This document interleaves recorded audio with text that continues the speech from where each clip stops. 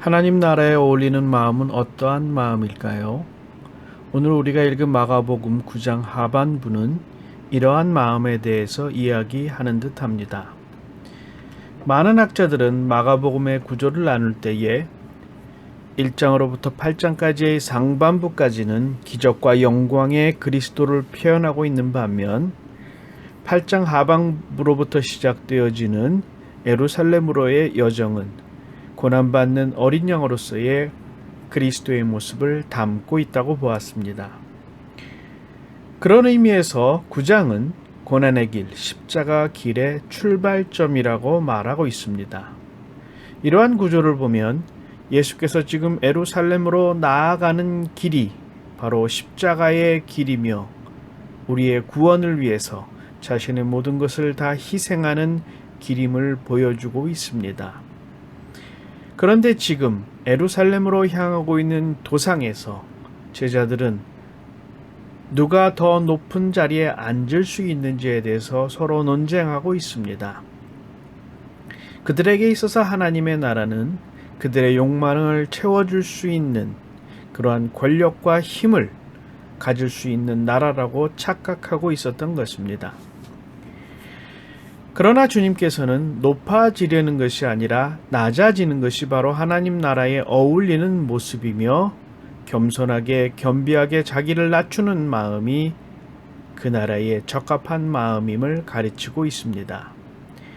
주님께서는 누가 제일 큰 사람인지를 논쟁하는 제자들을 모시고 그들에게 무사람의 끝이 되며 무사람을 섬기는 자가 되어야 하리라고 가르치십니다. 그리고 아주 작은 자에게도 선대하며 그들을 존중하는 모습이 하나님이 원하시는 성도의 모습이라고 권면하고 계신 것입니다. 또한 한 걸음 더 나아가 그리스도에게 속한 자는 자신으로 하여금 죄를 짓게 하는 것을 포기하고 버리라고 말씀하십니다. 오늘 본문의 말씀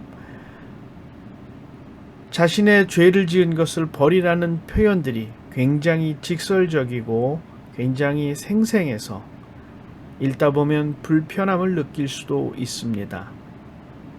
그러나 그 내용을 가만히 묵상하여 보면 그것은 곧 우리로 하여금 죄를 짓게 하는 우리의 마음, 행동, 습관 등을 버리려고 노력하라는 것입니다. 그렇게 우리가 하나님께서 보시기에 합당한 모습으로 변하기 위해서 노력할 때에 우리는 본래 하나님의 자녀로서의 소중함을 간직하며 살 수 있다는 것입니다. 마지막에 주님께서 소금의 비유를 통해서 우리의 존재가 어떠한 존재인지를 깨닫게 하십니다. 소금이라는 것은 고대 중동에서 금만큼이나 귀한 것입니다.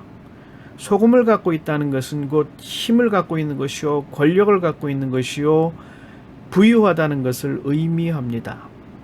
특별히 소금은 성경에서 정결케 하는 힘이 있는 것으로 여겨지고 있습니다. 소재물에 소금을 뿌리라 하였고 선지자 엘리사는 나쁜 물을 깨끗게 하기 위해 소금을 뿌려 그 물을 정화하였습니다. 이처럼 소금은 고대에 너무나 소중한 것이었습니다. 그리고 오늘 본문은 우리가 바로 그 소금과 같은 존재라고 말씀하십니다. 그런데 그 소금이 맛을 잃는다면 무가치한 존재가 되어진다라는 겁니다. 우리의 원래 모습은 너무나 소중한 그리스도에게 속한 사람들인데 우리가 하나님을 붙잡고 사는 것이 아니라 우리의 욕심을 붙잡고 우리의 쾌락을 붙잡고 우리의 욕망을 붙잡고 살아가다 그냥 쓰러진다면 그것을 결코 하나님께서 기뻐하시지 않는다는 것입니다. 그러기에 우리를 붙잡는 죄의 본성을 뿌리 뽑기 위해 노력하라고 주님께서 권면하시는 것입니다. 하나님의 자녀로서 하나님 보시기에 소금과 같이 소중한 존재로서 그에 걸맞는 정결하고 깨끗한 모습을 갖기 위해서 노력하고 기도하라고 주님께서 권면하십니다.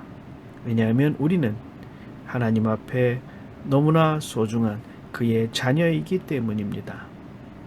소금처럼 소중한 우리들, 세상의 소금으로서 세상을 정결케 하고 세상을 살리는 우리가 되기를 오늘 본문의 말씀을 통하여 다시 한번 간절히 묵상하게 됩니다.